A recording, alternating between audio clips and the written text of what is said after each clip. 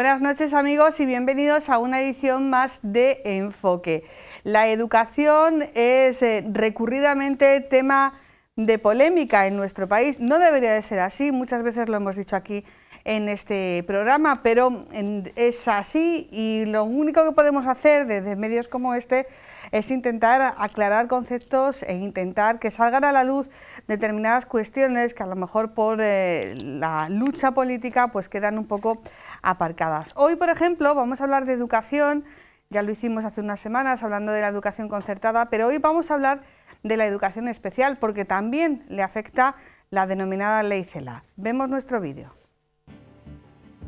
El Gobierno de España ha acelerado al máximo la tramitación de la nueva Ley de Educación, nacida sin consenso, sin negociación con los principales agentes de la comunidad educativa y que ha supuesto una de las mayores movilizaciones en la calle y en las redes sociales de los últimos meses, a pesar de la pandemia. Una tramitación en tiempo récord que ha sido posible gracias a las mayorías habilitadas por la coalición del Gobierno de Pedro Sánchez, que han sido indispensables para echar por tierra las enmiendas que primero a la totalidad y después una a una fueron presentadas por otros grupos parlamentarios que buscaban el entendimiento con la comunidad educativa. Muchos son los puntos polémicos de esta nueva Ley de Educación, conocida como Ley CELA, desde su génesis, nacida sin consenso y sin negociación, hasta su contenido y desarrollo. La eliminación del castellano como lengua vehicular, la desaparición de la demanda social que constituye un ataque directo a la educación concertada, la posibilidad de titularse con suspensos, el lugar en el que queda la asignatura de religión, todos ellos asuntos de vital importancia que desvirtúan lo reconocido en la Constitución de 1978. Pero hoy en Enfoque hemos querido detenernos en cómo queda la educación especial en este nuevo marco legislativo que llegará al Pleno del Congreso este jueves 19 de noviembre.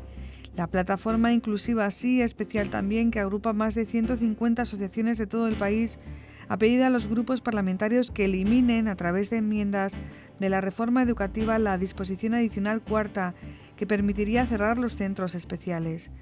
Según la plataforma, la redacción de esta disposición tiene una redacción ambigua y abre la puerta a que las comunidades autónomas vacíen los centros de educación especial de alumnos para progresivamente, en un plazo de una década, transformarlos en centros de recursos sin apenas alumnado. El proyecto de ley recoge que las administraciones educativas velarán para que las decisiones de escolarización garanticen la respuesta más adecuada a las necesidades específicas de cada alumno. La clave es la disposición adicional cuarta de la Ley CELA, que obliga a derivar a los niños con discapacidad desde sus centros actuales, donde cuentan con medios, profesionales y docentes especializados, hasta colegios ordinarios, donde en opinión de muchos padres afectados serán aparcados como muebles. La derivación de los niños, muchos de ellos con discapacidades graves, desde los centros de educación especial a los colegios ordinarios, no tendrá en cuenta la opinión de los padres, de los propios niños o del personal especializado que los atiende. Los padres de los niños que acuden a centros de educación especial están muy preocupados por la posibilidad de que sus hijos sean acosados y objeto de bullying en escuelas que no están preparadas para atenderles como necesitan. Las asociaciones de padres de niños discapacitados han preguntado al Gobierno de dónde saldrán los fondos para adecuar los colegios ordinarios a las necesidades de los niños discapacitados. Solo nos responden que van a poner todos los fondos necesarios y cuando les preguntamos qué fondos en concreto, nos contestan que los necesarios, o sea, que no existen fondos. Nos quedamos con el testimonio de Fernando, padre de un niño autista. La Ley CELA parte de un error elemental, que es interpretar que llevar a un chico discapacitado a un colegio de educación especial es discriminatorio. Es decir, la LOMLOE interpreta que tú haces más especial a ese chico al segregarlo en un colegio de ese tipo. Pero es que el punto clave es que esos chicos no son especiales, sino que tienen necesidades especiales. Necesidades que no pueden ser cubiertas en muchos casos por un colegio ordinario. Si les das un trato igualitario, estás discriminando a estos chicos, porque sus necesidades no son iguales a las de los demás.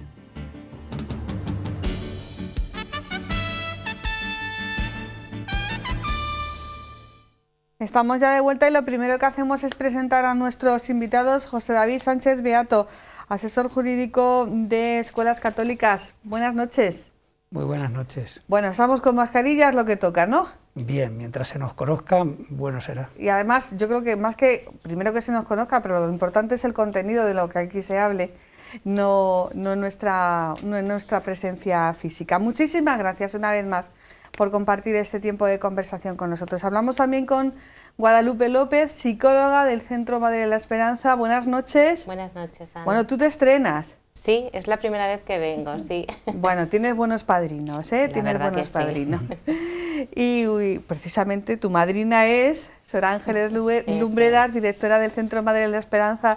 Sor Ángeles, buenas noches. Buenas noches, Ana. Muchísimas gracias por venir, porque sabemos que siempre que te necesitamos estás disponible para nosotros. Hoy para hablar de educación especial. Sí que es verdad que hay mucha chicha, que decimos los periodistas, en torno a esa reforma educativa que viene a llamarse LOMLOE o Ley CELA, que pasado mañana va a tener de nuevo un gran protagonismo informativo porque llega al Congreso, luego se lo preguntaremos a José David, pero nosotros queríamos fijar hoy nuestros ojos en la educación especial. ¿Por qué la educación especial? Porque yo creo que hay que recordar que forma parte de nuestro sistema educativo, que es un derecho que tienen los niños y los padres a recibir ese tipo de educación, y porque a mí me da la sensación que la gente no la conoce demasiado, a no ser claro que te toque. Sor Ángeles, ¿cuál es tu percepción, tú que llevas toda la vida en este ámbito de la educación especial? Bueno, yo he estado durante 20 años en colegios ordinarios y después he tenido la suerte de poder venir a Madre de la Esperanza, a un centro, entre otros servicios, a un centro de educación especial. Y yo creo que, como bien dices tú, el que no traspasa esa puerta no sabe lo que hay detrás, ¿no? Podemos entender que un centro de educación especial, en este caso, es un centro donde los chicos no pueden aprender, donde no hay muchas capacidades, donde con un poquito que se les refuerce es suficiente, y yo creo que estamos muy lejos de esa realidad, ¿no? Yo creo que el centro de educación especial es un centro lleno de capacidades. ¿Qué lugar ocupa el centro de educación especial en la vida de los chicos? Pues es ese espacio donde ellos primeramente se sienten queridos, aceptados y tratados como son, ¿no? Y por otro lado, donde se consigue sacar lo mejor de ellos mismos, no solo en sus capacidades, en esa parte del currículum, sino también en esa parte personal, en todo lo que ellos pueden dar y ofrecer a sus compañeros, a la sociedad, a la familia. Yo creo que aquellos que nunca han visitado un centro de educación especial deberían de darse un paseo y probablemente salgan muy impactados, ¿no?, de la experiencia que eso va a suponer para ellos. Bueno, pues vamos a intentar en este programa que sean muchas más las personas que conozcan lo que se hace en un centro de educación especial. José David, a ti siempre te toca lo de las leyes, siempre te toca la parte legislativa. ¿En qué momento estamos de la tramitación? Hace unas semanas compartíamos aquí también plató con Ángel Camuñas y decíamos tramitación urgente. Yo no sé si es urgente, express, alta velocidad o velocidad de la luz, porque pasado mañana llega al Pleno del Congreso tras sesiones maratonianas aprobando enmiendas de 100 en 100 o de 200 en 200, ¿no? Sí, así es. Hay quien se empeña en afirmar que es una ley de consenso, y los datos pues nos demuestran lo poco referente que es este consenso para alumbrar una ley que debiera precisamente atender unas necesidades que se dicen perentorias por parte de este gobierno. 1.168 enmiendas, 156 de los grupos parlamentarios Podemos y Partido Socialista, 54 solo de Podemos, mucho más radicales, mucho más ideológicas, y a una velocidad de crucero como la que hemos comentado, de 200 enmiendas analizadas en comisión día a día, incluidas las disposiciones adicionales, transitorias, finales de la norma. El dictamen de esta ponencia se aprobó de una manera más bien ajustada, eran 20 votos a favor frente a 16 en contra, en la Comisión de Educación del Congreso, y efectivamente ahora pasará al Pleno del Congreso, donde debe ser aprobada por mayoría absoluta, se remitirá al Senado El Senado tiene capacidad de veto, previsiblemente no la vetará, incorporará modificaciones, esperamos que atienda gran parte de las observaciones y las enmiendas, incluidas a la totalidad, lamentablemente no podrán aceptarse, y se volverá a remitir al Congreso de los Diputados para que en el texto conjunto pues se pueda pronunciar también por mayoría absoluta. No es tanto la velocidad de crucero, como decimos, que lleva esta tramitación, sino la remoción de los aspectos fundamentales que debieran mover a una nueva formulación del sistema educativo que viene a subvertir las bases de lo que anhelábamos todos, que era un pacto social y político por la educación. Bueno, entonces, no sé si podemos hablar de un escenario de tiempo, 2 o 3 meses.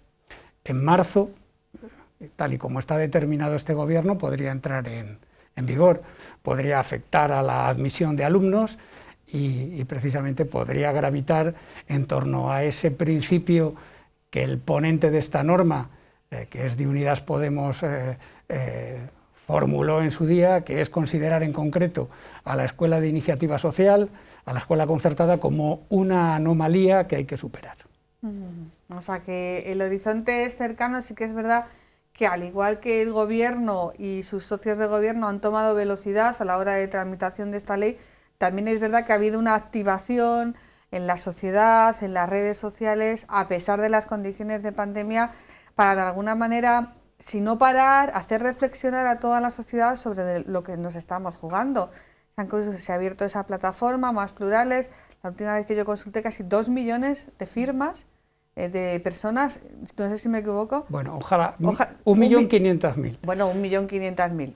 No, lo digo porque las cifras siempre son dadas a la comparación, sí. y resulta lacerante cómo esta contestación social, 1,5 millones de firmas, supera ya sumados el número de votos que en las últimas elecciones pues supuso opciones políticas como la Izquierda Republicana de Cataluña, Juntos por Cataluña, el PNV, marcas blancas de Unidas Podemos. A todos esos les supera este número de firmas y llegamos, y además lo digo en primera persona, al 1,5 millones, que es prácticamente la mitad del refrendo electoral que obtuvo Unidas Podemos en las últimas elecciones. Y no está cerrado, con lo cual se pueden alcanzar los 2 millones de firmas, ¿no? En eso estamos. Vamos a intentarlo. ¿Por qué la educación especial también sale perjudicada con si se lleva al papel, si se aprueba definitivamente tal y como está previsto? ¿Por qué sale perjudicada en este nuevo proyecto de ley? Sor Ángeles, y ahora ya Guadalupe. Bueno, yo creo que hay varios artículos o varios supuestos donde la educación especial sale afectada. En primer lugar, a nosotros nos afecta previamente por formar parte de la educación concertada, por ser una opción entre otros centros para las familias, ¿no? Las familias eligen y deberían de tener la posibilidad de elegir libremente, porque nos amparamos un poco en la concepción de los derechos humanos, la Convención de la ONU, pero esa misma libertad hay que trasladarla a todas las realidades, en este caso a la libertad para decidir el centro en el que queremos formarnos. Y en segundo lugar, porque si bien hace un planteamiento de integración, de inclusión, ¿vale? Que bien estipulado, no tendría por qué ser negativo, es cierto que también especifica en el texto que va a reducir, o sea que no se va a incrementar ninguna partida económica, es decir, la partida presupuestaria va a ser la misma, cosa que es casi imposible crear una buena inclusión, una educación de calidad para todos sin aportar un solo dinero, queriendo, diríamos, desalojar o sacar de la educación especial profesionales, alumnos. Aún así, aunque eso fuera una realidad y fuera positivo, depende cómo lo veamos, necesitarían incrementarse más partidas económicas, porque las personas con discapacidad, en este caso nosotros hablamos de la intelectual, pero podemos abordar cualquier discapacidad, necesita de apoyos, necesita de materiales, todo eso es un incremento económico que difícilmente se va a poder llevar a cabo sin incrementar una partida económica tal cual, como bien especificado en la ley. ¿Por qué son necesarios los centros de educación especiales? Hablamos siempre no de la confrontación, porque hay una plataforma que es inclusiva sí, especial también. En ningún momento desde la educación especial se dice no a la inclusión en centros ordinarios, todos los niños tienen que venir a estos centros, no. Pero sí que es verdad que hay determinados chicos, niños, perfiles que necesitan de un centro de educación especial. ¿Por qué, Guadalupe? A ver, en los centros de educación especial, desde sus inicios, se han centrado en dar la respuesta que cada alumno necesitaba según su discapacidad, su ritmo de aprendizaje, sus necesidades. A lo largo de todo este tiempo, la educación especial ha aglomerado conocimiento, experiencia, modelos de trabajo, metodologías y estrategias que hacen que en el centro de educación especial se trabaje muy bien, se trabaja muy bien. Se cuentan con buenos profesionales, buenos maestros, fisioterapeutas, un elenco de profesionales diversos que están preparados para atender las diferentes necesidades que tiene un niño. Nuestra experiencia y nuestro conocimiento nos hace creer, lo que he dicho al principio, que trabajamos bien y que damos una buena respuesta a las personas con discapacidad, independientemente del grado de discapacidad o de afectación que tenga. También es cierto que consideramos que todo ese conocimiento y que toda esa experiencia la podemos aportar y la podemos trasladar a compañeros porque ahora mismo encontramos alumnos con necesidades educativas especiales que también están en los centros ordinarios. Y consideramos que toda esa riqueza acumulada de conocimiento, de experiencia, de estrategias, de materiales, de metodología, podríamos trasladarla también a esos otros alumnos que están en esos centros ordinarios, ¿no?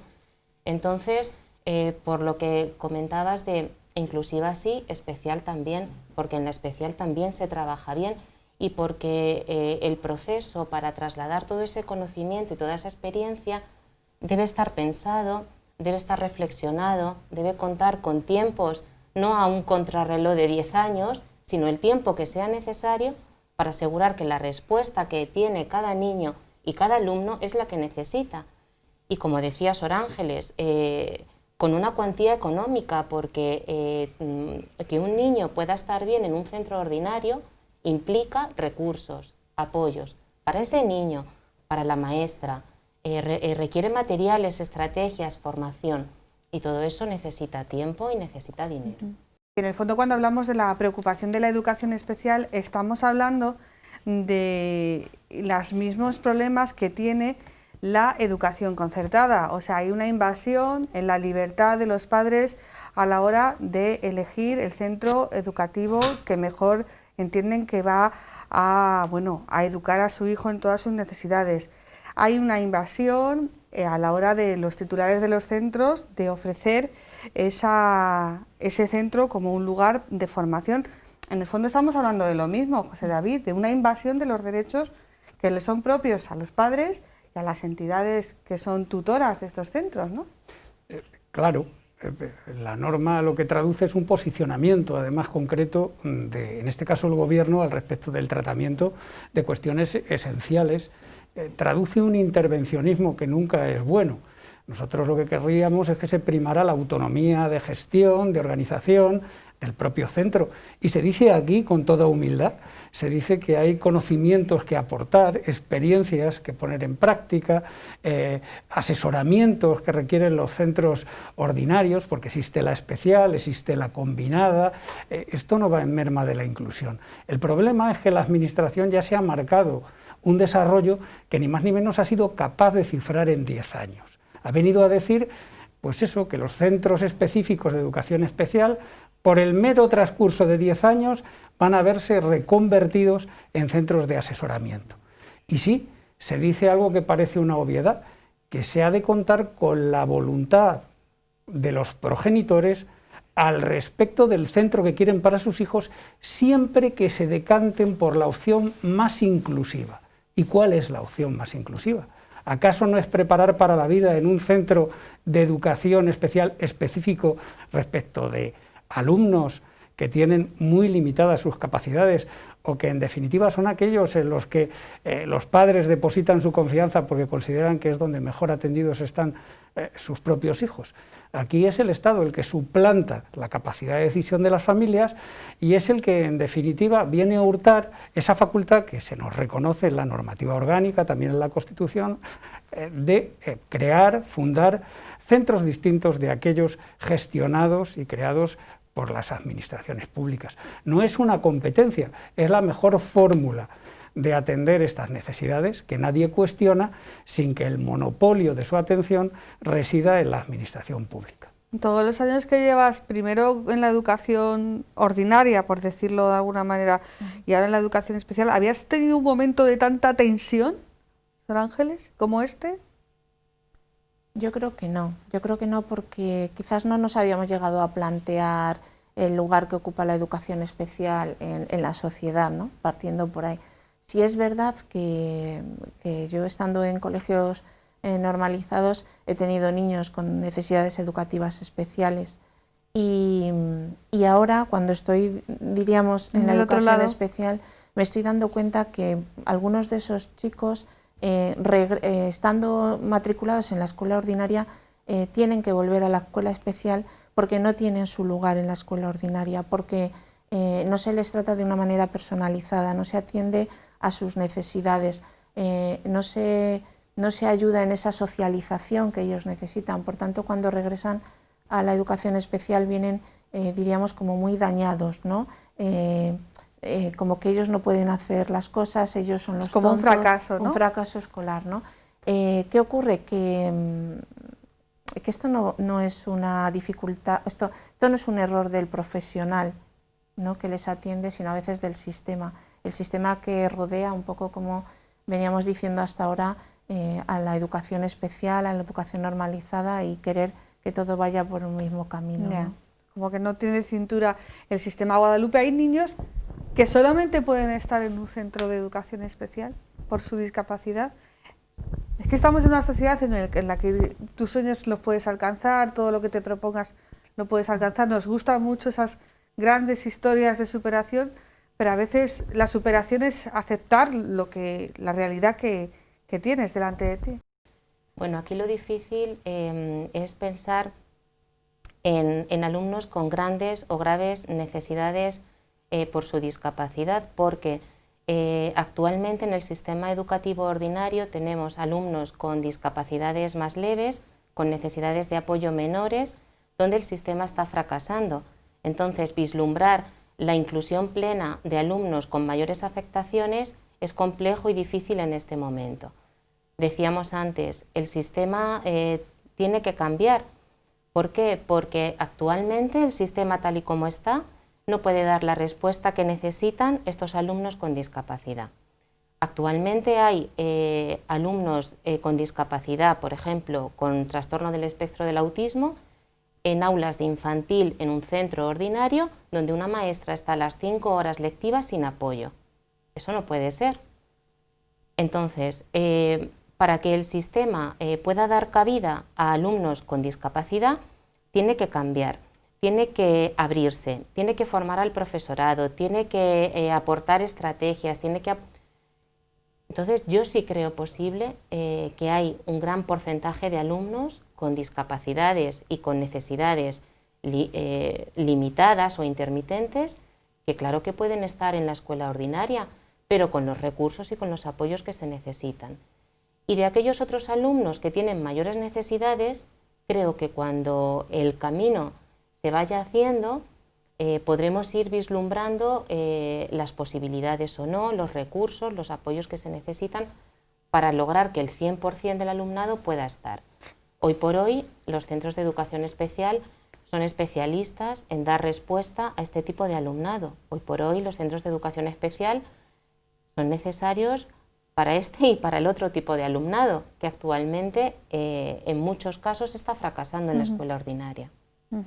La argumentación que ha servido de hilo conductor para la inclusión de esta disposición transitoria, la número 4, si mal no me falla la memoria, es que la disposición adicional cuarta, mejor dicho, es que llevar a los niños con necesidades especiales o con discapacidad a un centro de educación especial supone una discriminación con respecto a los niños que van a centros ordinarios, a centros normalizados. Esto lleva un poquito de falacia, ¿verdad, José David? Bueno, es una especie de trilerismo semántico. Al final hay que establecer un espejo, unas referencias para saber cómo alguien es discriminado respecto de quién, y todo tiene que ver en este mundo y en el mundo de la escuela con las potencialidades, con la capacidad de adquirir determinadas destrezas. Aquí la coartada ha sido referirse a una convención de los derechos de las personas con discapacidad, que no es ni más ni menos que del año 2006. Parece ser que por fin nos hemos dado cuenta que existe esa declaración de derechos sin que nadie vaya al foco del asunto, al fondo de la cuestión. Es necesario formarse, es necesario invertir en la inclusión educativa y en la inclusión social, pero a fin de cuentas la opción educativa más precisa pues es la que tienen que analizar los profesionales. No, en definitiva, una ponencia sobre una orden que no se ha reunido con nadie, que no ha permitido la intervención de los sectores afectados, que por no tiene ni dictamen del Consejo Escolar del Estado, ni del Consejo de Estado, y ha vetado las comparecencias de personas que, como estamos viendo, tienen mucho que aportar. Claro, porque hablar de discriminación es, bueno, utilizar una palabra que parece que, bueno, se lleva muchos titulares, pero bueno, habría que matizarlo, ¿no? Porque bueno, mismamente en el vídeo lo hemos escuchado, hay padres de niños con necesidades educativas especiales que hablan de la discriminación que siente su hijo en un centro de educación ordinaria. Hay cosas que a lo mejor no está bien que se digan, pero todos hemos sido niños y todos hemos señalado con el dedo al gordito, al gafoso, y eso sigue pasando. Porque cuando a tu hijo no le invitan a un cumpleaños y han invitado a toda la clase, o niños incluso que se hacen sus necesidades encima porque no quieren ir al colegio. Eso pasa, y eso me imagino que no hay cuerpo legislativo que lo contemple, ¿verdad, Sor Ángeles? Bueno, yo creo que, como bien dices, la discriminación puede ser entendida de muchas maneras y puede ser manipulada, ¿no?, la palabra en sí misma. Yo creo que hay tanta o más discriminación que una persona con discapacidad esté en una escuela ordinaria y no sea atendida correctamente, que para mí eso es más discriminación que esté en una escuela donde tiene los recursos para ello, porque para eso está esta escuela, ¿no? Es como al que le dices, tú no estudies matemáticas y estudia biología, entonces discriminamos a una por discriminar a otra. Yo creo que tampoco hay que jugar con las escuelas, ¿no?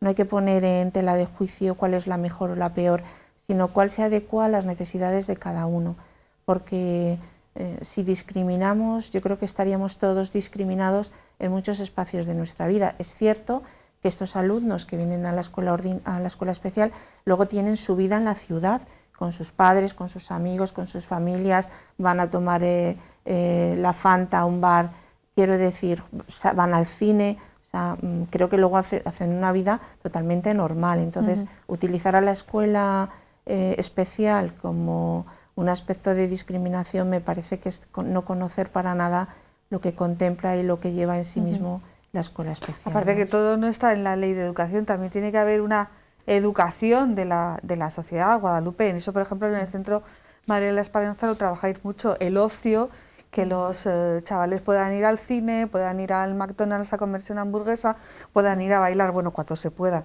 porque ahora no se puede. Pero bueno, eso no está en una ley de educación, y tenemos casos que probablemente no salgan todos en los medios de comunicación, pero muchas veces nos asombra, y que eso está en la educación de la sociedad, ¿no? Sí, la verdad que la entidad, la Fundación Madre de la Esperanza, en el año 2007 puso en marcha el servicio de ocio inclusivo. A través de este servicio se ha trabajado la inclusión en el ocio y en el tiempo libre, en ámbitos como el deporte, el baile, la pintura, y la verdad que las experiencias han sido de éxito, que nos hemos encontrado una comunidad abierta y acogedora a las personas con discapacidad, pero también es verdad que se ha ido poco a poco también en este sentido. Se han ido dando pasos pequeños, pero seguros. Se ha ido sensibilizando a los profesionales de esta comunidad que trabaja en el tiempo libre, en las actividades artísticas o deportivas. Pero han sido experiencias de éxito, como también lo han sido recientemente incorporaciones a nivel laboral de personas con discapacidad, desde que se puso en marcha el servicio de capacitación laboral el año pasado, pues se realiza el seguimiento de 2 personas que están trabajando en empresas de la ciudad de Talavera.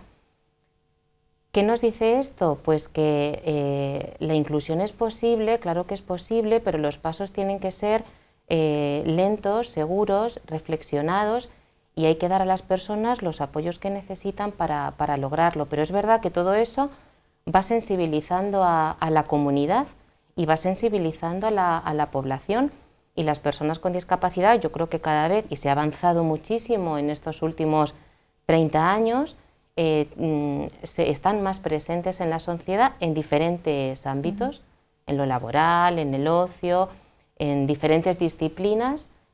Cada vez vemos a más personas con discapacidad. Pero todo tiene que ir poco a poco, y como tú dices, de la mano de los profesionales que conocen, que saben cómo, bueno, pues cómo hay que poner en marcha esos caminos, ¿no? Digamos que sois pioneros en la abertura de caminos. ¿Cómo están los padres, Sor Ángeles? Bueno, pues yo creo que también los padres tienen un doble sentimiento, ¿no? Yo creo que por un lado cualquier padre quiere que su hijo esté en una escuela ordinaria porque es donde consideramos que todos tenemos que estar, pero también es verdad que se han dado cuenta que la escuela ordinaria no da los recursos y los apoyos que sus hijos necesitan, y que la escuela de educación especial no solo trabaja aquellas partes del currículum, ¿no?, que marca educación, que también, ¿no?, con materiales adaptados, sino que también trabaja mucho los aspectos de la formación humana, ¿no?, es decir, esas habilidades de la vida diaria, ¿no?, que para cualquiera de nosotros es muy lógico, pues coger un vaso, llenarlo y beber y luego lavar un vaso. Para las personas con discapacidad, en este caso intelectual, es un proceso que hay que acompañarlo, ¿no?, y que hay que ayudarlo. Entonces, yo creo que los padres quieren mantenerse en la escuela de educación especial porque ven que en la escuela ordinaria no van a tener todos los apoyos que sus hijos necesitan, ¿no? Si esto se revirtiera, como decía Guadalupe, efectivamente podríamos tener también un cambio de paradigma en las familias, efectivamente.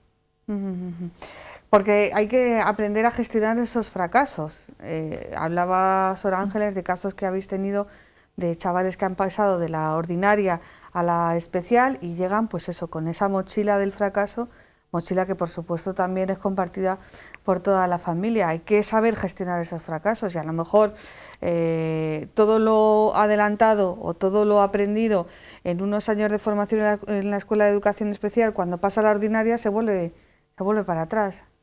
Bueno, hemos tenido experiencias, sobre todo emocionalmente, digo. Hemos tenido experiencias, como decías, de fracaso en la escuela ordinaria, alumnos que llegan a la escuela especial y comienzan a crecer, a aprender, a estar contentos, a querer venir al colegio, y son experiencias buenas porque encuentran un lugar donde se sienten bien y donde reciben lo que necesitan. Pero también es verdad que tenemos experiencias al contrario, de alumnado que ha promocionado, que ha pasado a centros ordinarios.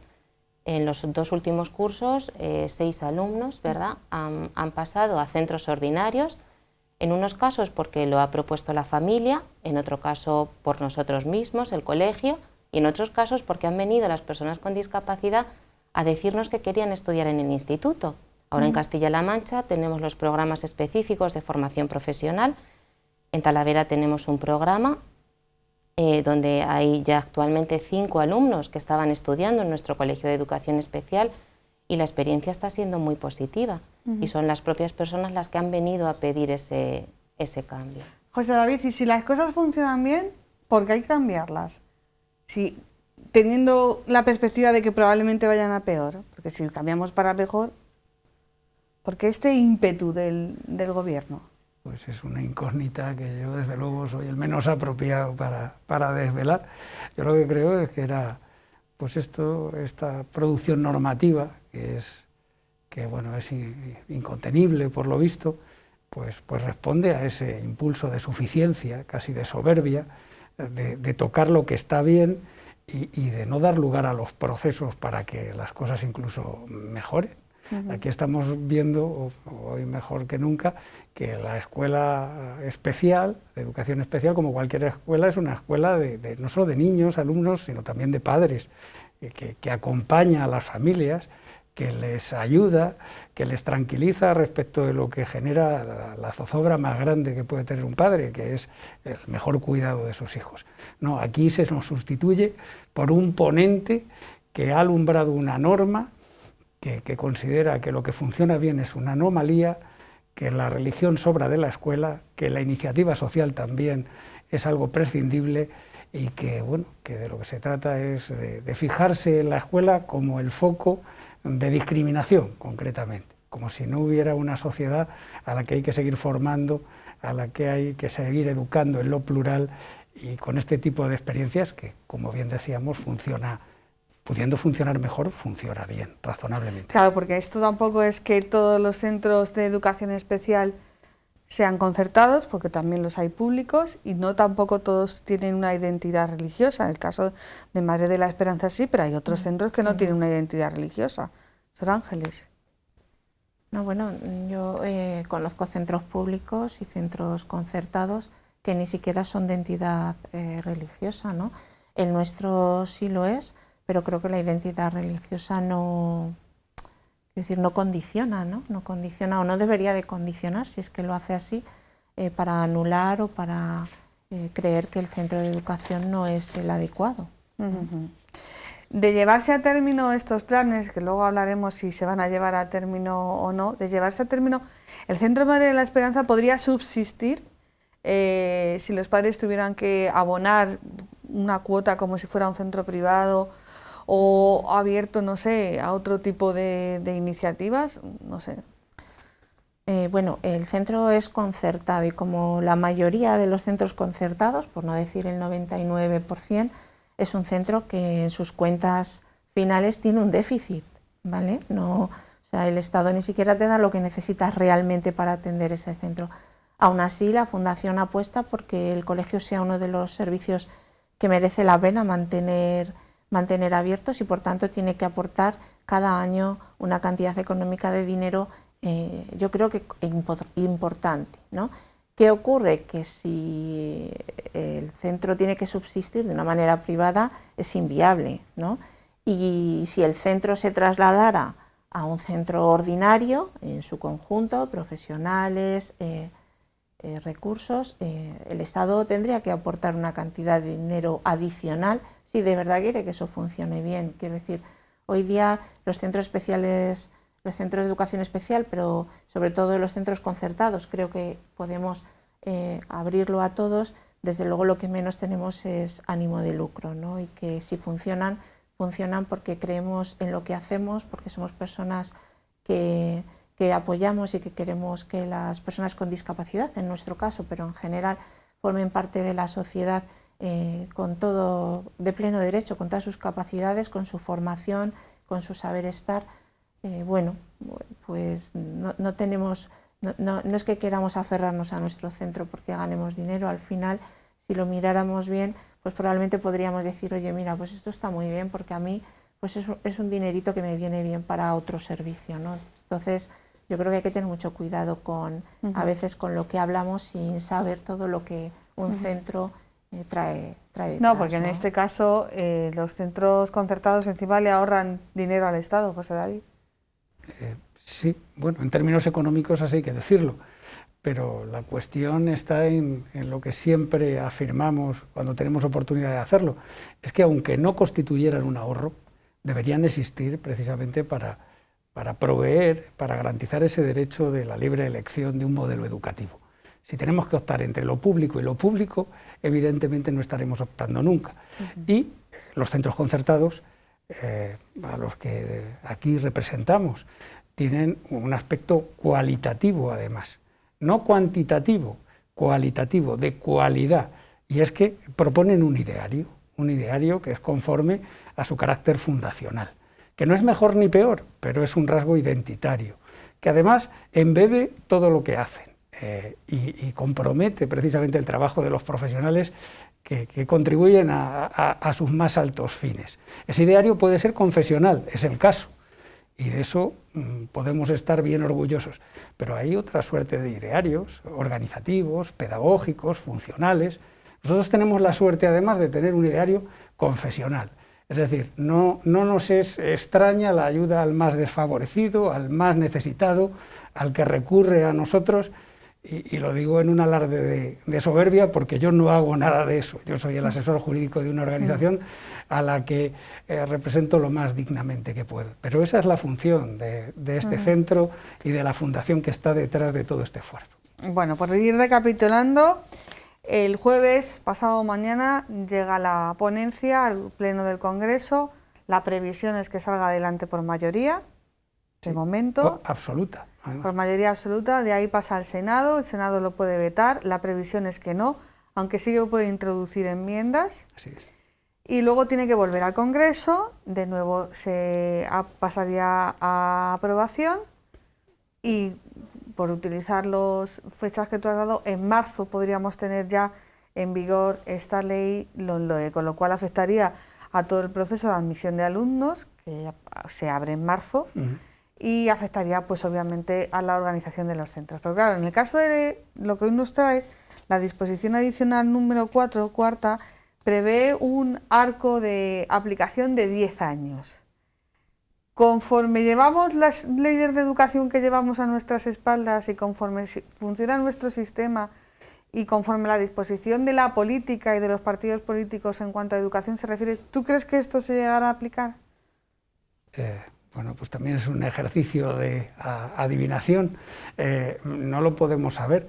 Lo que debemos poner es todos los rudimentos al servicio de que no se aplique respecto de planteamientos muy concretos, como son los que ofrece esta norma. En concreto, pues eso, evitar que se consagre un derecho a la educación pública. Ese derecho no está reconocido en ninguna norma de nuestro ordenamiento jurídico y entendemos que habrá administraciones más o menos sensatas que eviten hacer una transposición de eso, que lamentablemente es una norma básica y que condicionará su aplicación por las comunidades autónomas, que son las que ejercen la competencia educativa, pero que tratarán de contemporizar con esa aberración jurídica. Es algo harto complicado, pero desde luego tendremos que batallar para que el texto, la letra de la ley no se nos imponga. Hay que recordar que determinadas comunidades autónomas, sin tener una norma que lo avalara, han tratado de transfundir alumnos de los colegios concertados a los colegios de titularidad pública. Eso ha ocurrido en la Comunidad Valenciana, ha ocurrido en La Rioja y hasta hace poco tiempo ha ocurrido en la Comunidad Autónoma de Andalucía. Entendemos que estamos ante unos gestores de nuestra comunidad autónoma suficientemente sensatos como para que esto que está suscitando tanta contestación y tan justificada contestación no lleve al extremo la letra de una ley que le van a imponer. Es aberrante, en definitiva, que una ley orgánica que está para desarrollar derechos y libertades fundamentales se ordene con carácter principal a conculcarlos. Y entendemos que la Administración educativa, en lo que concierne a esta comunidad autónoma, haga lo posible, lo imposible, para evitar que se perpetre este atropello. Tú, Sor Ángeles, con la Junta de Comunidades de Castilla-La Mancha, tus relaciones, digo. Son buenas en general, son o sea, buenas que podemos confiar. Y de diálogo. ¿Cuántos niños tienes? Nosotros en el colegio ahora mismo tenemos 52. ¿De edades? Desde los 4 o 5 añitos, que tenemos algunos, hasta los 21. Hasta los 21. Pero sí es cierto un poco lo que él dice, que muchos de nuestros alumnos o de posibles alumnos los derivan directamente a la escuela ordinaria, ¿no? O sea que eso se lleva dando durante tiempo. ¿Y cuentan con los padres? O digamos, bueno, es una negociación entre... No, directamente. Es un consenso. Directamente los llevan. Y luego derivan. Si esos padres, por ejemplo, los quieren meter en el centro... Bueno, pues ya tienen que hacer un traslado de expediente, justificarlo y luego, ¿no? Guadalupe es quien lleva un poco esas derivaciones. Sí, ocurren. Hay casos que alumnos que han sido derivados directamente a la pública y que luego, pues por diferentes motivos, solicitan venir a nuestro colegio, que es concertado. Entonces, bueno, ahí hay un diálogo con el orientador de ese centro público y, bueno, pues si está justificada la demanda de la familia, normalmente pues se lleva a término. Ocurre, hay casos en los que ocurre. O sea que en el día a día la relación es mucho más normal, ¿no? Que no la imposición de una ley, ¿no? No, en el día a día pues vamos teniendo derivaciones de alumnos que llegan directamente desde la administración educativa, pero sí que es verdad que de unos años acá esas derivaciones cada vez han sido menores, eso sí es cierto. Y que sí que tenemos constancia de que un gran número de alumnado ha ido directamente a la pública. Ya. ¿Y los padres no pueden optar directamente a la hora de escolarizar a sus niños por el centro? Sí, los padres pueden También solicitar directamente nuestro centro si se les comunica que existe en ese momento de escolarización, claro. Tú como padre de un niño que tiene discapacidad, que tiene un claro retraso en el desarrollo, estás un poco perdido en cuanto a la escolarización. Imagino que como padre tienes en tu cabeza asumir qué tipo de escolarización ordinaria, especial, combinada. Estás asimilando todo eso y te dejas guiar mucho por los profesionales que te acompañan. Entonces, si en ese momento tan importante tienes a quien te explique los diferentes centros que hay por los que puedes optar, pero si no se da eso y solo te hablan de un centro público, pues luego lo irás conociendo más cuando te metas en el mundo de tu hijo, pero... Sí, pero la casuística es complicada y quizás un poquito perversa, pero se nos acaba el tiempo. Ha habido, bueno, antes de que nos despidamos, el jueves también, 19 de noviembre, concentración en la plaza de Zocodover, a las 12 de la mañana, convocado por la plataforma Más Plurales, que agrupa un montón de asociaciones, entre ellas escuelas católicas, pero también asociaciones de entidades promotoras de centros de enseñanza, asociaciones de familiares, sindicatos, representantes de los trabajadores, bueno, pues para hacer oír su voz, en este caso en la plaza de Zocodover a las 12 de la mañana. Concentración que se repetirá el jueves siguiente, ¿no? Eso es. Ya están pedidas y autorizadas. Así es. Y ha habido mucha movilización en las redes sociales. Yo he dicho lo de los 2 millones, confía en mí, José David, que probablemente se consigan. Mucha movilización en las redes sociales protagonizadas por los padres. Los padres de estos chicos que saben las necesidades de sus hijos y saben lo que les ofrece un centro de educación especial y saben lo que les ofrece un centro de educación ordinaria. Quizás una de las personas más conocidas es el Mago More, a quien todos conocíamos por su faceta artística, y precisamente con todo esto pues él ha sacado a la luz que tiene, no es que lo tuviera oculto, digo, pero vamos, obviamente en su faceta artística no era conocido, tiene un hijo con una discapacidad y va a un centro de esto, ¿no? Yo creo que de los muchos testimonios que hemos encontrado, que hay muchísimos en redes sociales, bueno, pues yo creo que nos podemos quedar con este porque además explica muy bien todo cómo ha sido este proceso y esta argumentación que cae un poquito en la falacia de la discriminación. Así que yo creo que con este vídeo nos vamos a despedir. Muchísimas gracias a los tres. Adelante, Sor Ángeles, además tú estás ducha en 1001 de estas, o sea que... Guadalupe, muchísimas gracias por venir, y a José David, como siempre, muchísimas gracias por tu asesoramiento jurídico, y yo creo que nos podemos despedir pues eso, con este vídeo donde a partir de una melodía muy conocida, si seguimos la letra vamos a aprender mucho de lo que realmente está pasando con la educación especial en nuestro país. Hasta la semana que viene. Buenas noches. Buenas noches. Buenas noches, Ana. Inclusiva, sí, oh no, especial también. Go, sí, la educación especial funciona muy bien. Todos los alumnos hoy dan fe. Pero un organismo que es el CERMI estatal quiere nuestros coles vaciar.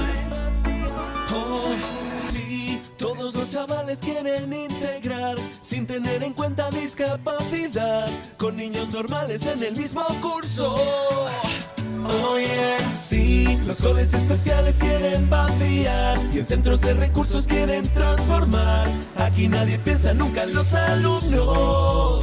Despacito, nos quieren cerrar los coles despacito, dejar de matricular a nuestros niños y llevarlos nuevos a coles distintos. Disparate, todos en el mismo saco es disparate. Cada niño tiene sus necesidades y mezclar a todos no es más que un dislate. Sube. Nos quieren vaciar los coles que son ejemplares, con los niños atendidos por profes vocacionales. Todos son grandes profesionales. A todos los profesores yo les doy las gracias, porque cada día trabajan, todos se dejan el alma. Terapeutas ocupacionales, psicólogos y fisios, profes y logopedas, grandes profesionales. A todo pido yo un aplauso y les doy las gracias. Por todo su trabajo a ustedes les doy las gracias. Visita nuestro cole para ver cómo nos cuidan. Aquí están mis amigos y esto a mí me da la vida. Defiendo la inclusiva pero la especial también.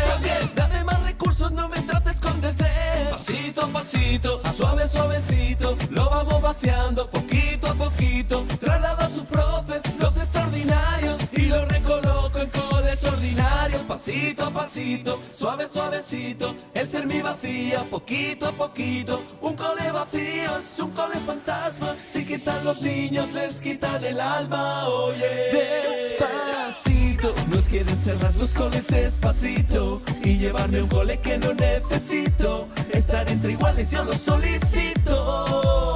Despacito, lo de la inclusiva suena muy bonito, no siempre es posible, yo te lo repito, y que no lo entiendas parece inaudito. Sube. El CERMI estatal nos tiene a todos preocupados, somos los más vulnerables y nos quiere silenciados. Los colegios especiales, baby, no me cuentes más milongas, somos especiales, porque quieres obligarnos a estar en coles normales. Despacito, nos quieren vaciar los coles despacito, lo digo bien alto y yo me desgañito, voy a estar luchando hasta el infinito. Pasito a pasito, suavecito, lo estamos logrando poquito a poquito. La inclusiva defendemos, la especial también queremos. Pasito a pasito, suavecito, seguimos luchando poquito a poquito. Si nos retiran la enmienda, seguiremos en la contienda. Despacito.